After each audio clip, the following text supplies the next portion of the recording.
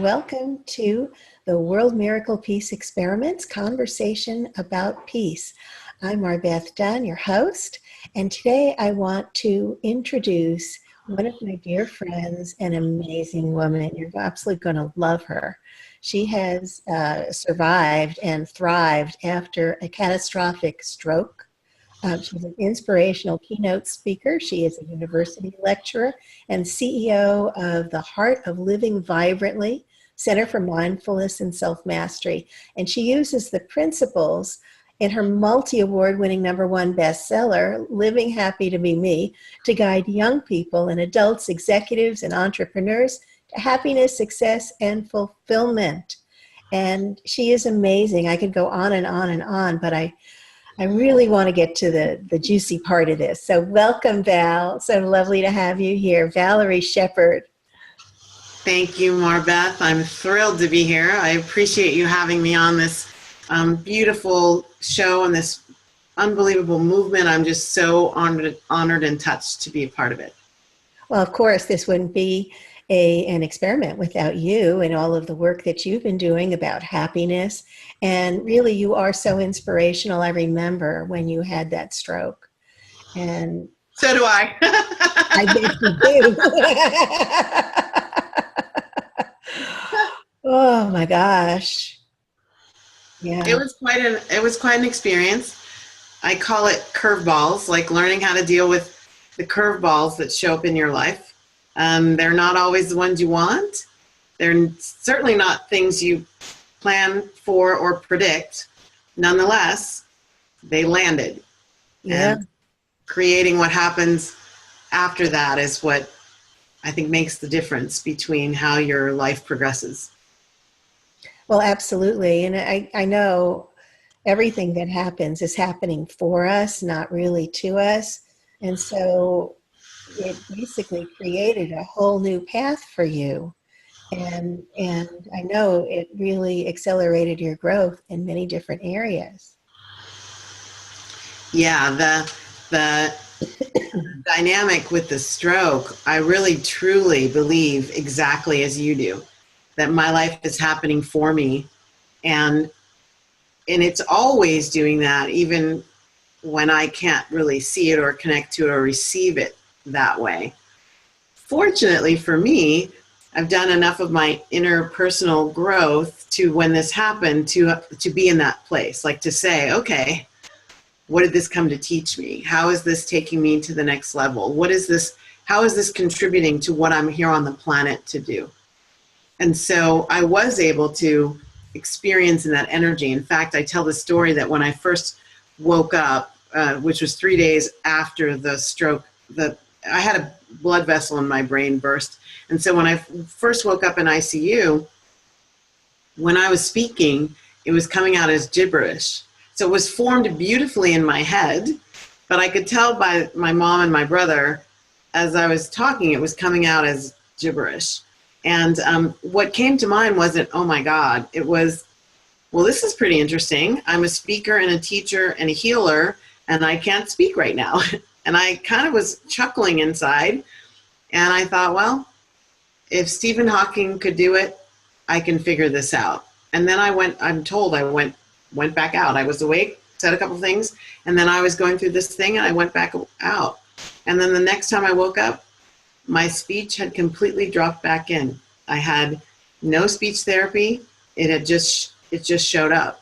And I really do truly believe that my response to the situation removed all resistance to what was, like, this is what is, let's see where we go with it. And it removed all resistance, any pushback. I can't believe I can't speak. And so whatever needed to happen, happened, and boom, the speech was there. That's so beautiful. So I remember you're talking about this, and I was like, yeah, totally remove the resistance. Remove the resistance. And we're allowing all of these other possibilities to happen. So that's so beautiful. So, we're not taught, I don't think, MarBeth. I don't believe I was ever taught what acceptance, allowing, receiving, detachment. Those are the 4 things that were happening with that situation. I hadn't been formally taught that at a young age. It's stuff that I've kind of adopted as a part of, what my mission on the planet is. And so I feel really great that I have a way, using my own life and my own history and my own dynamics, to bring it to life for people who want to know what's this thing called allowing, and to be able to use my life as a demonstration of these higher principles is a gift. It's a blessing. And not that I'm done by any stretch of the imagination. I'm still dancing in the energy of what more is possible, the potentiality of my higher consciousness unfolding. Oh, it's so beautiful. And so throughout this whole process, were you able to maintain peace? I would say the throughout would be probably... Stretching it? No, I was going to say 80 or 90%. And then I was asking, why would I diminish it? Why isn't it 100? And so what I'm thinking, regardless of whatever the percentages are, here's how I would think about it. There are momentary blips of what I would call panic and terror. Those were more on the front end, like when I was at the rehab hospital and I really thought I was paralyzed for the rest of my life. Like that initial gripping was tough, but it only lasted a little while because they told me, well, we're going to help you walk again. And I was like, what? So that was cool. Then when the gripping and terror is gone, but what comes up sometimes is, I'm on the third year of this journey that could be forever, or it could be 5 years. I don't know. I don't know the end point. Or it could be tomorrow. Could be tomorrow. And so thank you for reminding me of that. Yeah. So the peace is there, and I feel like it's getting deeper. I feel like I've been at an even deeper level of allowing it just to be. Like whatever it is just what it is. And when I shift out of this space of peace, I very quickly notice. Like, oh, where'd I go? Why did I come here? Because this ain't fun. And then I course correct. So I tend to believe that even with those momentary whoopsies, I'm pretty much on this through line of peace. And I think it helps to think of that as my responsibility. I mean, I really feel like we as individuals are being called at this time to be the conduits, the containers, the carriers, the secret sauce and the recipe, so to speak, of the world we want to live in. And so being willing and able and ready and fortified and committed to being that peaceful in here in order for peace to be wherever I take myself. It really is what I believe is my responsibility. Oh, absolutely. And has this shifted? You've been lecturing at the university, and you have your students that you've been training in happiness, basically, right? And into a different type of life. So how has this shifted your teaching? The shift in my teaching happened pretty immediately because the stroke happened at the end of a quarter. So I actually missed the last day of class for that quarter. And that was in June of 2015. And then we had summer break. Then I came back in October, but I was using a cart. I wasn't using a wheelchair. I'd started walking with a cane and stuff, but I couldn't get around campus. The campus is huge. So I had an electric cart to get around campus so people would see that sitting out of the classroom. I'm still regenerating my right side, so I couldn't draw on the board anymore. So it showed up, and I've been very vocal about it, open. It was never something that I was ashamed of. Having been an NCAA athlete, had a lot of identification with the physical body and its abilities. And my students and I immediately started having conversations about this concept of ability status and able-bodied versus disabled, able-minded versus I have a learning disability. And I just immediately made it okay for them to ask questions. I was very conscious of how many times I see somebody and I'd love to know the backstory for whatever they can or can't do. Why are they in a wheelchair? Not just trying to be politically correct because they're in one. Sure. And so it gave me an opportunity to let the students, ask me questions. Like, one of the biggest questions I get is, well, are you right side or left side dominant? And I said I was right side dominant. And so they're like, oh my God. So that gives them some relativity for having my dominant side sort of not be usable for a time, or it's certainly not be usable the way it was. And so that conversation, I noticed conversations inside me, the not piece inside me, with little things like, as I continue to heal, and I'm still, I've got my blue handicap placard, there's a little disturbance where I anticipate that somebody watching me park in handicap thinks I'm too able-bodied to be parking there. And so I notice, I'm taking myself out of peace, constructing a story in my head that's really coming from a place of, I'm not okay. It's not okay for me to do whatever I'm doing.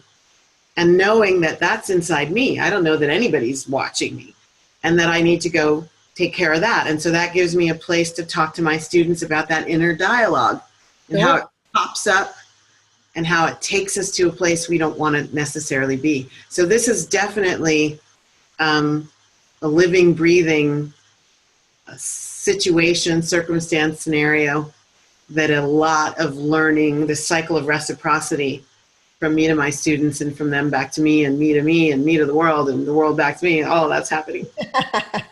That's beautiful. Now I know, because I've worked with a lot of people who've been experiencing grief, I've dealt with grief. There's something that I call like a hidden loss. For example, like a lifestyle loss, which is what you experienced. Did you find that you went into a grieving process when you lost the use of the right side? Yes, and the grieving process continues. So what I would say is, example, I went bowling with my students last week. We wanted to have a get together, social check-in with each other, and we decided to go bowling. And I used to league bowl. Cool. So bowling for me is something I do, and I show a little prowess at it. I can feel the ego getting its, strokes about talking about my average and my purple ball and my pink shoes and, stuff like that. And it's pretty hard to pick up a ball with my right hand and forget. I used to have a hop, skip, and a jump thing that I would go down the lane, and that's not there for sure. Right. It's hard enough just to walk to the end and underhandedly throw the ball. So it pops up in different things. It's hard to type. I still don't write on the board. I don't go out dancing the way I used to. I don't get the same enjoyment from the kind of dancing that I would like to do. At any given moment, it feels like it's called a plateau, I guess. The neurologist calls it, where it seems like I've actually taken a few steps backwards. So some ability that I feel like I've regained is gone. And the grieving comes up more then. So yeah, there's definite grieving the lifestyle and grieving the physical ability and what that physical ability contributed to the lifestyle. What do you do to access peace when you recognize that you're experiencing that grief? The first thing, so accessing peace for me is always multiple steps. Number one is notice. Like it's in my book. The first step of my process is wake up. And that step is for big things, and it's for momentary things. Like, wake up to the fact that I overbooked myself in a weird way today. And how do I want to respond to that? Wake up to the fact that there's grief going on. I'm watching people dance and I want to dance and I can't. wake up to that thought that you can't. Wake up to the possibility that you could go out there and do what you can do, and you don't have to call it dancing, or you can call it whatever you want. And so that's the first step. Wake up to this, whatever's going on. And then the second part is this what I want? Like, is this idea that I can't dance really what I want? Is sitting on the sidelines complaining about it in my head really what I want? And if it's not, then how do I create the new story in this moment of what it is that I want? And the peace to me comes from living what it is that I want, like living in my intentions and being that which I came here to be. So it's, excuse me, it doesn't necessarily always turn into, I go into meditation or I say a prayer. The peace comes from noticing that there's a disruption in the peace, going to the center piece of that and deciding what really needs to be there and allowing that to take over. It's like how can I say it? It's like I tip over a bucket of paint and there is a little piece of black, but the purple paint covers that over. And the purple paint goes much further than that area of black paint. Yeah. Yeah, that's very cool. And you are inspirational. You know, I mean, you were always inspirational since I've known you.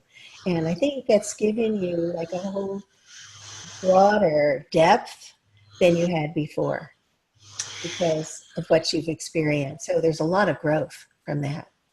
It really has. And you know, even identifying with myself as being inspirational is growth. I always thought of myself as a teacher. I thought of myself as a messenger. You know, I had been told things about my ability to break down complex ideas, yada, yada, yada. Inspirational is not an adjective that I formally associated with talking about my journey or uplifting people or shepherding them to this new place they want to be. And so that is a new aspect that the stroke has brought to my own sense of self. That's very cool. And then also I wanted to bring in the fact that you do improv. And Yes. Well, I did. There's a little mourning to that too. Okay. I did, yes. But I've seen you I've seen you up on the stage. And, you know, you definitely have brought improv into your speaking and definitely into a large part of your life. So maybe you're not doing it the same way, but you're still using it in an inspirational way. Thank you. Yes, I don't perform with a professional troupe right now. And yes, I do bring it into teaching and speaking and living. And it's interesting because the day I decided to take an improv course, that was my goal, to learn to live in the moment, to learn to stop questioning things when I get an impulse, to trust that that's a true impulse from the higher version of me. Just the impact of improv, which I don't believe until I started incorporating it into my work. I never thought of it as a spiritual practice. It is, because laughter creates lightness. I actually did a meditation wearing a clown nose. And it's all about laughter and lightness. So when you're bringing your improv in and laughter, I mean, you're just offering a whole different opportunity for people to see things in a whole different perspective. It's so true. And it's so, that's why, I mean, my book, I talk about laughter. In my speaking engagements, when I'm talking about a thing to do or a thing to incorporate, I talk about laughter and play and how much as adults we are deprogrammed from that. It's like, you know, I was raised in an environment where it was play was a late after reward for having done a whole lot of hard work and struggle. And even now, it can be difficult for me to give myself permission to really like play and to celebrate. I'm making more of a concerted effort at that, but absolutely improv from that spiritual place of accessing our divine inner child and the playfulness and imagination and creativity that goes with that. It is absolutely spiritual practice. And intuition. Yes. I know, it's a wonderful thing. So where do you think real happiness and peace come from? Real happiness and real peace, like joy is what I think of when I think of true, the highest level of happiness. They are our state of being. They're not something we have to go find. They actually are us. They're in our essential nature, what I call magnificent essence. The me that is in the title of my book is a capital M, capital E, and it stands for that. And peace, love is a state of being. It's not an emotion. Joy is a state of being. And this whole idea of being emotionally free, like free from baggage that weighs us down, saying we're not enough or somebody harmed us or those wounds, like those are states. Those are our innate state. And it's like a barnacle on a boat. Like the barnacles are there, but so is the beautiful bottom of the boat. And when you can get rid of the barnacles, the boat is visible. Yes. And so for me, this idea of true joy, true peace, it's always there waiting for me to tap in. And in order to tap in at the deepest level, I just need to remove those barriers, that resistance energy that is telling me that it's not possible, or that it's only possible after A, B, C, D, E, F, G, H, I, J, K, L, M, N, O, P. Like, I can tap in at any time. It's waiting for me. It's actually calling me. If I'm listening without my ears, actually, ears not necessary, listening for my life saying, peace, love, joy, freedom, peace, love, joy, freedom. So when you're in that expanded state of joy, of peace, of love, and you're in that place where you recognize, well, this body isn't really who I am. Mm-hmm. You know, and I know through the type of experience that you went through, sometimes it can be very difficult to remember who you are, you know, this being that doesn't have a body, you know, that's so much greater and more expanded than this physical form, this finite aspect that, you know, we actually resides in us. I won't say we reside in the body. So when you're in this expanded place, you're in that place of pure potentiality. And that's a place where, you know, you already are perfect. Always, already. Yeah. So that's really a beautiful thing, you know, and I just really, I love everything that you've been doing. I love the fact that you're working with young people and what a difference that's making. It's so, it's very selfish.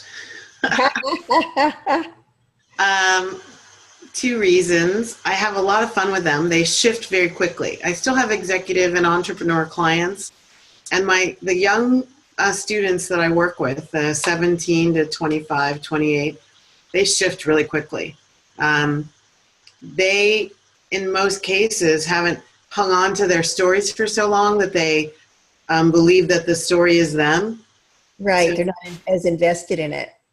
Yeah, they have a lot easier time saying, oh, I think okay, really? Okay, yeah, I can do that. I mean, they just boom.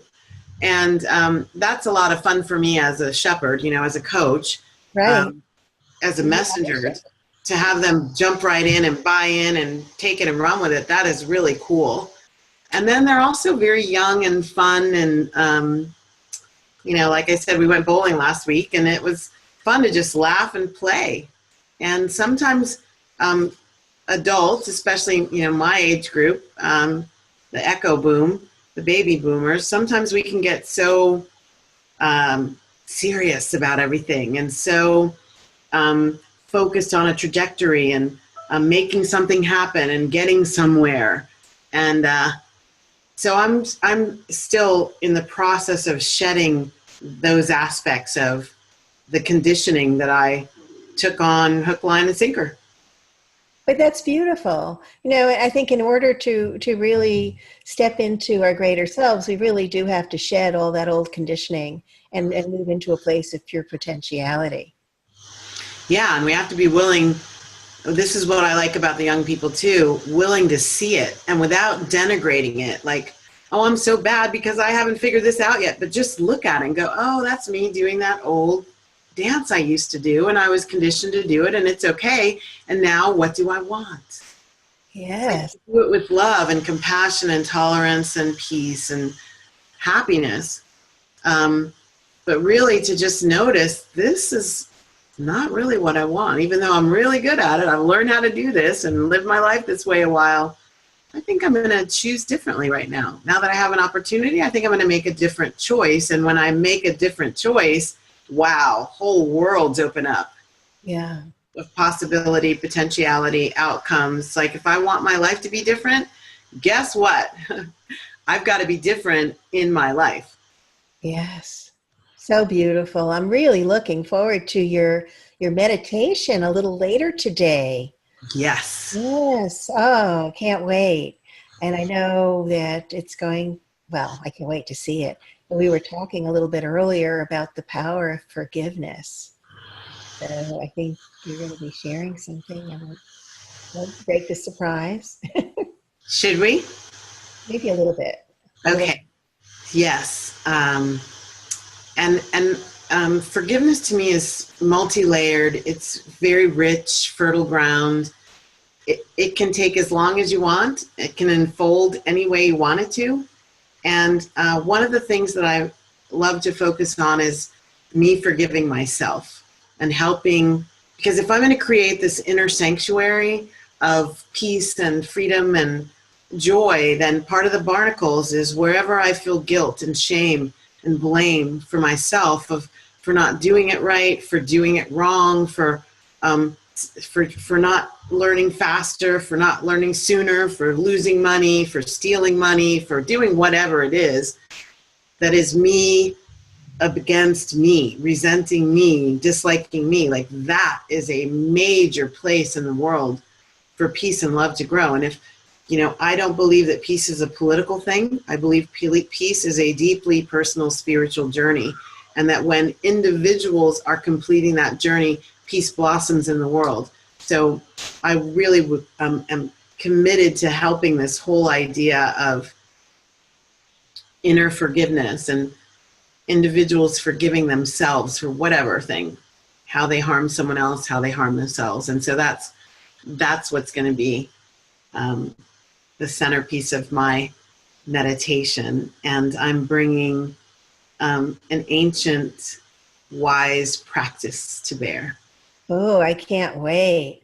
I'm just so grateful to have you as a guest host, meditation leader on our World Miracle Peace Experiment. Thank you so much, Valerie Shepherd.